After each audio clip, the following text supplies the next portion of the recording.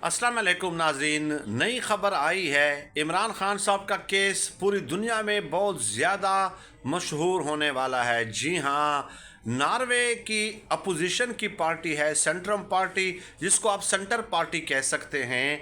उनका पीटीआई के साथ बाकायदा एक मुआहदा हुआ है और उनके जो चेयरमैन हैं वो रिनाउंड इंटरनेशनल ह्यूमन राइट्स के वकील हैं। जी हाँ, और वो पाकिस्तान आकर इमरान खान साहब से वकालतनामा साइन करवा कर पूरी दुनिया में जहाँ भी इंटरनेशनल ह्यूमन राइट्स के कोर्ट्स हैं वहाँ पे उनका केस लड़ेंगे कि इमरान खान साहब को के साथ इंसानी हुकूक की पामाली हो रही है। ये बहुत बड़ी डेवलपमेंट है। अमेरिका के बाद नॉर्वे की तरफ से इस किस्म की आवाज़ उठना और बैनुल अक़वामी फोरम्स पे जाना बहुत बड़ी बात है, और एक अंग्रेज़ वकील का आकर इमरान खान साहब का वकील बनना।